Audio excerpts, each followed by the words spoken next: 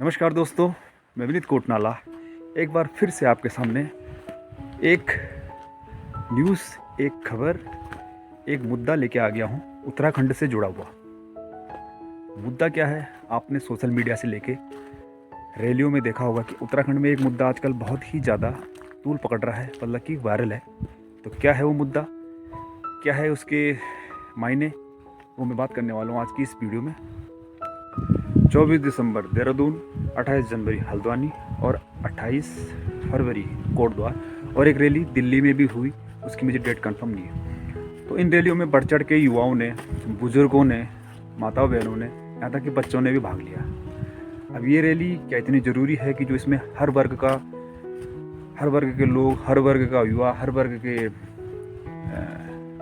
आदमी हिस्सा ले रहे हैं? तो क्या इस रैली का क्या महत्व है, क्या नहीं है, वो मैं आपको इस वीडियो में बताता हूँ।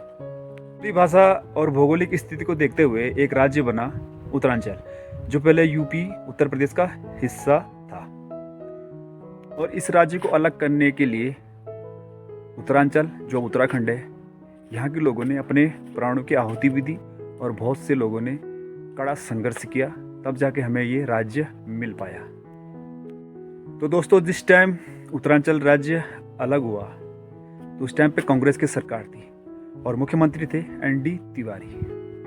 तो उस टाइम पे कांग्रेस सरकार ने एक कि जो उत्तरांचल से बाहरी लोग हैं, उस टाइम पे उत्तरांचल था, उस टाइम पे जो बाहरी लोग हैं वो 500 वर्ग मीटर तक जमीन यहाँ पे ले सकते हैं, उससे ज़्यादा नहीं ले सकते हैं। तो उसके बाद आई बीजेपी की सरकार, मुख्यमंत्री थे भुवन चंद्र खंडूड़ी। उन्होंने इस सीमा को घटा के 250 वर्ग मीटर कर दिया। उसके बाद फिर से बीजेपी की सरकार ही आई, मुख्यमंत्री बने त्रिवेंद्र सिंह रावत, और इन्होंने तो ये सीमा ही समाप्त कर दी। भूमि खरीद जो सीमा थी वो समाप्त कर दी, मतलब कोई भी कितनी ज़मीन ले सकता है। और इन्होंने कहा कि इससे व्यापार बढ़ेगा, रोजगार के अवसर बढ़ेंगे, ऐसा कहा और ये सीमा समाप्त कर दी। और भूमि सुधार अधिनियम 1950 में संशोधन विधेयक पारित किया। उसके बाद फिर से बीजेपी की सरकार आई, अभी तक है, मतलब अभी 2024 चल रहा है, अभी तक बीजेपी सरकार है। मुख्यमंत्री हैं पुष्कर सिंह धामी जी, और अभी पुष्कर सिंह धामी जी ने फिलहाल ये वादा किया है कि एक कमेटी गठित की गई है और उसकी डेट जल्दी ही बता दी जाएगी कि कब हम ये लागू कर देंगे। तो लोगों का ये कहना है कि हमें वो डेट बता दी जाए, वरना इस तरह से धरने होते रहेंगे। और अभी चुनाव का भी टाइम है, तो इसलिए जो ये रैलियां चल रही हैं उनका भी यही कहना है कि आपके घर में अगर कोई भी ऐसे वोट मांगने आता है तो आप उनको ये चीज़ याद दिलाएं, और उनको ये चीज़ याद भी रहेंगी कि जो रैलियां चल रही हैं, रैलियां तो वो इसलिए चल रही हैं कि उनको याद रहे। ताज़ी खबर है, अभी वोट शुरू होंगे कुछ महीनों बाद। तो कुल मिला के हम सब उत्तराखंडियों का ये कहना है कि ये नियम, भू कानून जल्द से जल्द लागू हो, क्योंकि मैं भी एक उत्तराखंडी हूँ, ये मैं भी चाहता हूँ ये लागू हो। और जो हमारी ज़मीनें हैं, कुछ नियम बना दिए जाए, जैसे कि पहले था वो नियम ठीक है।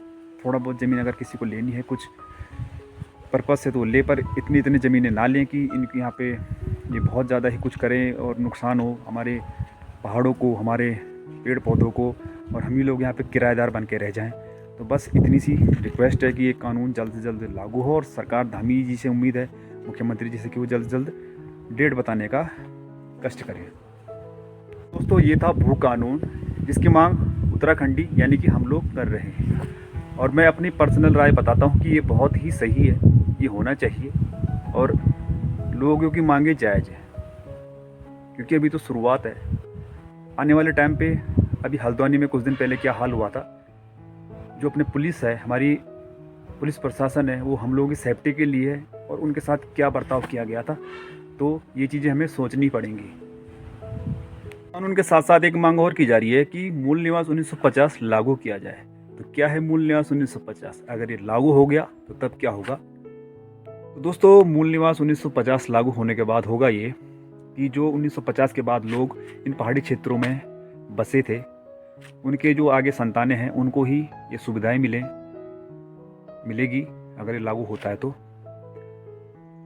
और अभी नियम ये है कि 5 साल कोई भी बाहरी आदमी, उत्तराखंड से बाहरी आदमी यहाँ पे अगर रह लेता है 5 साल, तो वो स्थायी निवास प्रमाण पत्र बना के यहाँ की सारी सुविधाएं ले सकता है, नौकरी से लेके और मतलब कि जो भी सुविधाएं मिलती है एक लोकल मूल निवासी को, तो यहाँ पे एक मूल निवास की मांग की जा रही है कि मूल निवासी को ही ये सुविधाएं मिले, एक मूल निवास बने, स्थायी निवास ना बने। तो ये कुछ है जो इन रैलियों में, भू कानून रैलियों में डिमांड की जाती है उत्तराखंडियों की तरफ से। तो काफ़ी सही है, ये होना चाहिए, ये मैं भी कहता हूँ। आप क्या कहते हैं कमेंट में ज़रूर बताइएगा। अगर भी जानकारी मेरी सही हो, गलत हो, तो भी आप कमेंट करके बताना। मैंने कोशिश की थी बस बताने की, तो सब कुछ बताना। वीडियो कैसा लगा लाइक करना, गलत लगा हो तो वो भी बताना। मिलूंगा फिर अगली वीडियो में, तब तक के लिए जय हिंद, जय भारत, जय उत्तराखंड।